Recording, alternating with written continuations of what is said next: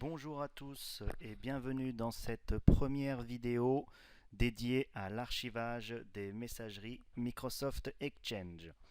Aujourd'hui, nous allons voir ensemble comment créer une formule d'archivage afin de pouvoir donc archiver les emails de l'utilisateur en fonction de certains critères selon s'ils sont privés, personnels, s'ils doivent être lus ou non lus, etc. Alors nous voici ici dans la console d'administration de l'archivage de messagerie. C'est ici que nous allons gérer toute la configuration, la gestion des utilisateurs et donc les formules. Alors en cliquant sur l'onglet paramètres, vous avez ici le bouton afficher les formules qui affiche donc toute la liste des formules et nous allons dans un premier temps ajouter une nouvelle formule en cliquant sur le bouton ajouter.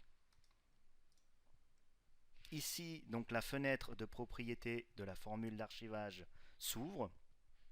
Nous pouvons donc entrer un nom de formule. Je vais mettre formule de démonstration et une description. Voilà, une petite description. Ensuite, nous pouvons donc, dans cette formule, par exemple, filtrer par nom de dossier. Il est assez primordial de pouvoir dire à cette formule, je ne veux pas archiver le dossier spam ou alors le dossier éléments supprimés ou alors le dossier brouillon et peut-être même ajouter des dossiers personnalisés. Par exemple, tout ce qui contient le mot perso, personnel ou autre, on ne souhaite pas l'archiver. Donc nous pouvons l'inclure et valider cette liste. Ensuite, nous pouvons donc archiver ou non les messages récurrents, archiver ou non les messages lus ou non lus, et filtrer par un certain critère de date. Par exemple, si le message a moins de 3 jours, je ne l'archive pas pour permettre à l'utilisateur de le lire pendant quelques jours. Ou alors, je ne souhaite pas archiver les messages qui datent d'avant une certaine date bien précise. Ensuite, nous avons un petit onglet qui permet justement de filtrer sur le sujet du message. Souvent, certaines messageries rajoutent des mots-clés, tout ce qui est virus, infecté, etc.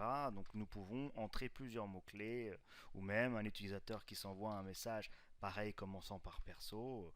Il est assez primordial pour des raisons de CNIL de ne pas les archiver.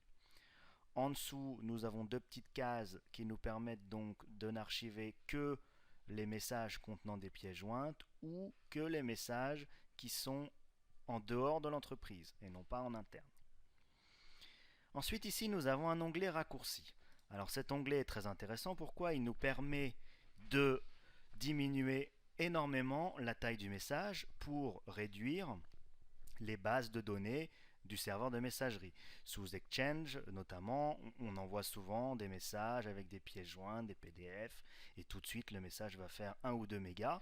Si je mets 3 ou 4 destinataires en copie, et bien là, la base de données Exchange va grossir et le stockage sera saturé.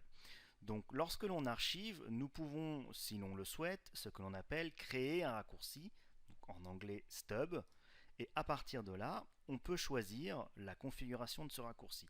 Je peux dire, bon bah voilà, je garde juste le message texte en brut et je n'affiche pas les pièces jointes, le message sera archivé juste avec le texte brut et l'utilisateur, quand il ouvrira son message archivé, aura bien sûr son format d'origine. C'est juste un aperçu.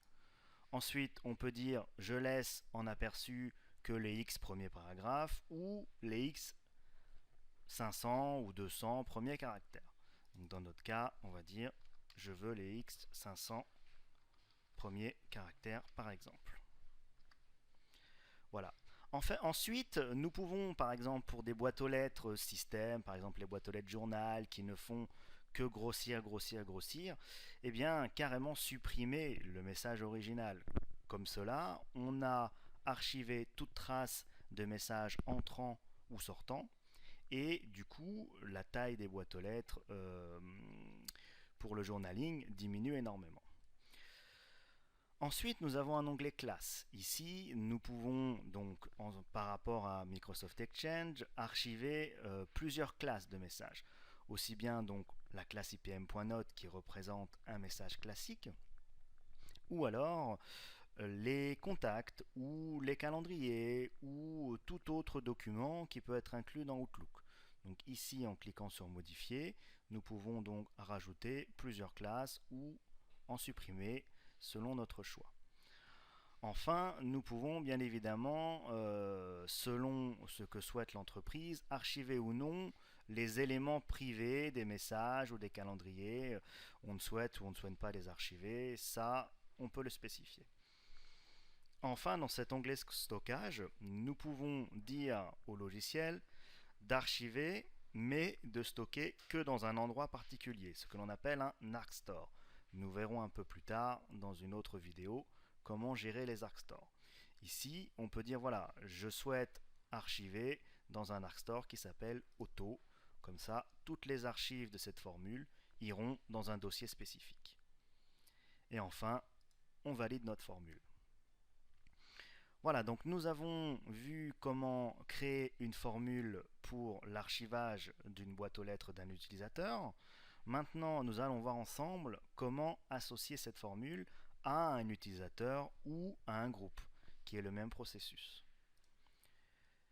Donc je retourne ici dans mon onglet paramétrage et je vois gestion des utilisateurs ou gestion des groupes.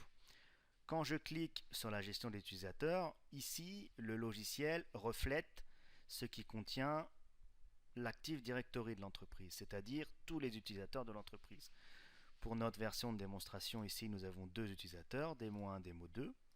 Je peux très bien cliquer sur un ou deux utilisateurs, dire que je souhaite les activer, et à partir de là, pour les utilisateurs, je choisis donc ma formule d'archivage.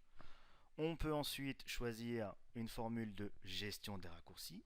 Nous verrons plus tard comment créer une formule de gestion des raccourcis pour, si l'on le souhaite, gagner encore plus de place dans les bases de données Exchange, enlever les messages archivés qui ont plus de 5 ans, 10 ans, etc. Ou enfin, inclure directement l'utilisateur dans un groupe si on a bien évidemment créé un groupe auparavant. Voilà, donc je choisis ma formule, qui est ici formule de démonstration, et je valide. On voit bien que mes deux utilisateurs ont été donc validés, activés. Voilà, maintenant on va passer donc à l'étape finale de notre archivage de boîte aux lettres pour un ou plusieurs utilisateurs, c'est la création de tâches. Ici, nous avons un petit emplacement réservé à la création des tâches. Donc c'est ici que s'affichent toutes les tâches d'archivage.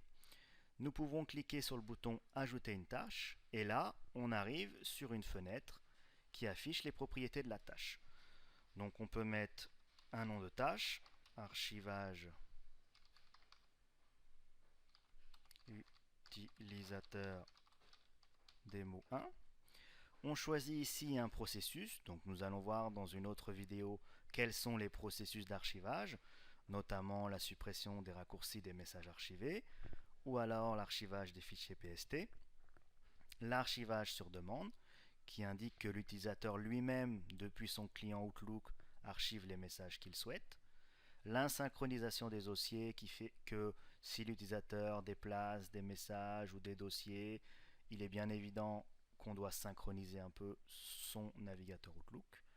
On peut automatiquement inscrire des utilisateurs qui viennent d'arriver dans l'entreprise dans l'archivage, ou alors synchroniser les utilisateurs si ils changent d'adresse email ou s'ils ont des modifications particulières. Donc nous choisissons le processus archivage. On peut bien évidemment choisir un nom de serveur qui est ici par défaut notre serveur SARC dans le cas où nous avons plusieurs serveurs d'archivage. Ici on va laisser par défaut. Si notre utilisateur ou notre groupe a énormément de messages archivés, nous pouvons dire que la tâche va s'exécuter pendant 1 heure, 2 heures, 3 heures. On définit ici le temps d'exécution. Et enfin, en dessous, nous pouvons définir la fréquence d'archivage. aussi bien quotidien, hebdomadaire, mensuel. Donc c'est un planificateur, hein. On peut choisir effectivement l'heure de début, les jours, à quelle date exacte nous voulons que la tâche s'exécute automatiquement. Donc ici, on va choisir manuel. Et enfin, dans l'onglet membres, nous allons ajouter soit un utilisateur, soit un groupe à notre tâche. Donc ici, on a les deux utilisateurs de démonstration. J'ajoute démo 1 et je valide et voilà, ma tâche s'affiche. Maintenant, une fois que je suis connecté, je vais passer à l'étape d'archivage. Ici, nous avons tous les logs concernant l'archivage qui s'affichent en cas d'erreur ou d'informations importantes. L'administrateur clique sur le bouton exécuter la tâche et la connexion s'effectue à la boîte aux lettres de l'utilisateur et chaque dossier est en cours d'archivage. Nous avons ici une barre de progression qui indiquera la progression de l'archivage en fonction du temps et de la taille de la boîte aux lettres de l'utilisateur. Ici, nous pouvons voir par exemple une boîte aux lettres qui contient plusieurs messages. Nous allons voir tout à l'heure que le message actuellement sélectionné fait 418 octets. Une fois qu'il sera archivé, d'ici quelques instants, nous verrons que le message sera remplacé par un raccourci. Hop, voilà. L'icône représentant l'archivage du message apparaît et le message passe maintenant à 12 kg. On a pratiquement divisé par 10 la taille du message. Qu'est-ce qui se passe au niveau du message? Avant, donc, j'avais l'aperçu complet du message. Maintenant, j'ai choisi d'afficher que les 500 premiers caractères. Donc, hop, j'ai quelques caractères au niveau du message. On voit bien que ce message a été archivé par Sark. Si je veux visualiser complètement le message, je n'ai juste qu'à le restituer en double-cliquant sur le message. Et hop, ici, mon message d'origine archivé apparaît normalement. Voilà comment ça fonctionne au niveau de l'utilisateur. L'utilisateur retrouve aussi ici un onglet archivage sur lequel il peut gérer ses archives, soit donc restituer l'archive, comme nous l'avons vu en double-cliquant ou en appuyant sur le bouton restituer, soit en archivant sur demande, comme nous l'avons vu tout à l'heure, soit en restaurant un message archivé. Dans ce cas-là, on récupère le message d'origine avec sa taille, soit en supprimant des références, le message. Donc s'il appartient à plusieurs utilisateurs, il ne sera supprimé que pour lui. Ou enfin, effectuer des recherches par mots-clés dans ses archives. On a ensuite plusieurs possibilités, c'est-à-dire si les utilisateurs sont nomades et mobiles, on peut synchroniser les archives en interne dans le poste, selon une certaine quantité et une certaine taille, pour que l'utilisateur puisse récupérer ses messages quand il le veut et où il le veut. Et enfin, accéder à un navigateur d'archives en cas de déplacement en intranet ou en extranet pour visualiser les archives unifiées de l'entreprise, que ce soit les messages ou les fichiers. Voilà pour la première vidéo, je vous remercie et nous verrons dans les prochaines vidéos comment restaurer les messages et gérer le stockage de ces archives. À bientôt.